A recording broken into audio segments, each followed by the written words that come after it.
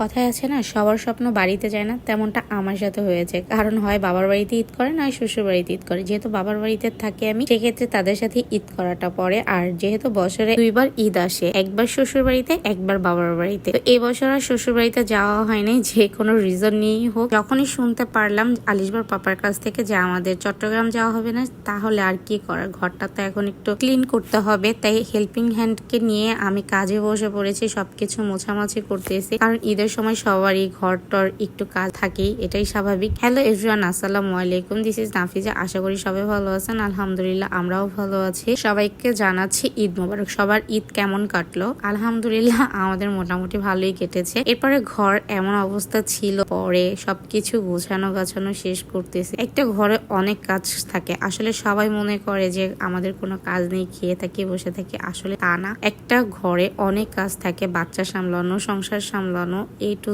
Z, এটা করাটা so difficult. যারা সংসারের জীবনে আছে সবাই জানে যে কতটা কষ্ট করতে হয়, একটা সংসারের পিছনে কতটা খাটতে হয়। এরপরে সবগুলো রুম এক এক করে আমি ক্লিন করে নিয়েছি। আর যেহেতু আজকে শেষ রোজা ছিল, তেমন কিছু আজকে তেমন রান্না করব না দেখে আমি সবকিছু ক্লিন করে নিয়েছি। আর যেহেতু সন্ধ্যার পর বাহিরে যাওয়ার কথা, একটু টুকিটাকি কেনাকাটা করবো, তাই এর জন্য মাছ রান্না করেছি আর আম দিয়ে ডাল দিয়ে রান্না করেছি। মনে হয় অধিকাংশ মানুষের আম ডাল খুবই পছন্দ, আর আমার তো অনেক বেশি পছন্দ। তার ভিতরে যদি ধনে পাতাটা অ্যাড করা যায়, অনেক বেশি মজা লাগে।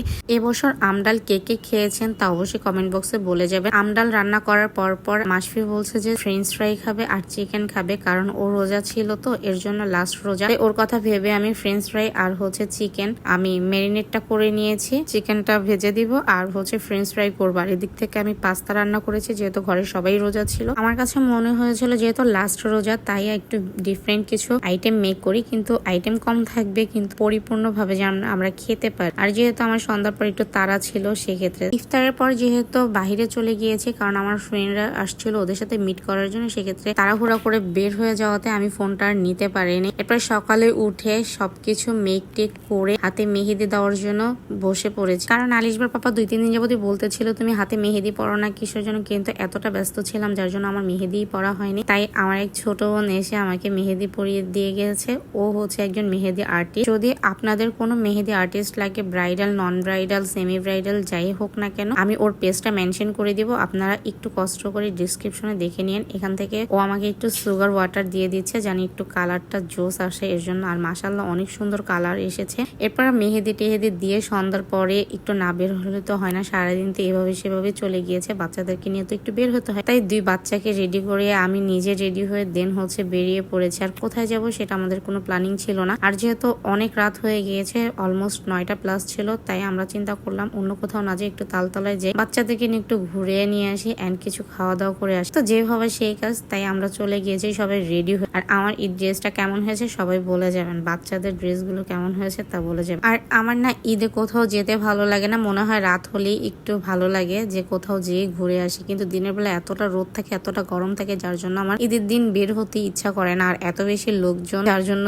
আমার কাছে ভালো লাগে না। আর রাতের বেলা একটু কোলাহলটা কম থাকে, তাই ঘুরতেও আরাম লাগে, ভালো লাগে। তারপরে বের হয়ে গিয়েছি এন্ড আমরা আজকে গিয়েছিলাম তালতলা রেস্টুরেন্টে, সানসেট লঞ্জে। আশেপাশে প্রত্যেকটা রেস্টুরেন্টে এত বেশি ভিড় ছিল যা দেখে কালকে অবাক হয়ে গিয়েছে। এইখানে অব্দিও আমরা বসার কোনো প্লেস পাচ্ছিলাম না, তাই দাঁড়িয়ে দাঁড়িয়ে একটু ভিডিও করতেছিলাম। আর ওদের ডেকোরেট গুলি আমার কাছে খুবই ভালো লেগেছে। পাখির বাসা, বাবুই পাখির বাসা, এটা তো আমার খুব বেশি পছন্দ। এদিক থেকে মাসফিকে আমি বললাম তুমি একটু বসো, আমি তোমার একটু ভিডিও নিয়ে নিই। আর ডেকোরেশন গুলো আমার কাছে জোস লাগছে, একটু ইউনিক ভাব। কিন্তু ওদের খাবার গুলো আমার কাছে ভালো লেগেছে, খারাপ লেগে নেই। একটু এক্সপেন্সিভ, খাবারগুলো জোস ছিল, তবে ফ্রেন্ডলি বাজেটও কিছুটা পাওয়া যায়। তো কোন রকম একটু ফাঁকা শাঁকা করে লোকজন দেখি উঠে গিয়েছে, তাই আমি একটু চেয়ার নিয়ে বসে পড়েছি যে না, একটু অবশেষে আমি কোনো প্লেস পেয়েছি। তারপর আমরা 4 জন বসে পড়েছি এন্ড ছোটটা তো অনেক বেশি খুশি। ও ঘুমিয়েছিল, যদিও ঘুম থেকে উঠা ও দেখতেছে যে এখানে চলে এসেছে, অনেক বেশি খুশি হয়েছে। এখন আমি ওকে জিজ্ঞাসা করছি যে তুমি কি খাবে, আসলে তো বলতে পারে না ও কি খাবে। তারপর আমরা মেনু নিলাম, মেনু নিয়ে দেখলাম যে কি কি পাওয়া যায়। তো আমরা তো আগে থেকে ডিসাইড করেছিলাম যে একটু হালকা পাতলা খাবার খাবো। এখানে ভেজিটেবল আছে, ফ্রাইড রাইস আছে, মশলা আছে, পিজা আছে, বার্গার আছে, উইংস আছে, চাউমিন আছে, আপনারা যে যেটা ইচ্ছা খেতে পারবেন। ডরি ফিশও ছিল, মাসি ডরি ফিশ খেতে চেয়েছিল, বাট আমি যেহেতু খাই না ওইভাবে, ওকে আমি বলছি যে না তুমি নষ্ট করবা, খেতে পারবা না, তাই আমার ডরি ফিশটা নেওয়া হয়নি। আমি নিয়েছিলাম সিজিলিং চাউমিনটা, কোল্ড কফি নিয়েছিলাম ওদের জন্য, ফ্রেঞ্চ ফ্রাই নিয়েছিলাম আর বার্গার নিয়েছিলাম। ওদের কোল্ড কফিটা আমার আমার কাছে খুব বেশি ভালোই লেগেছে, খারাপ লাগেনি।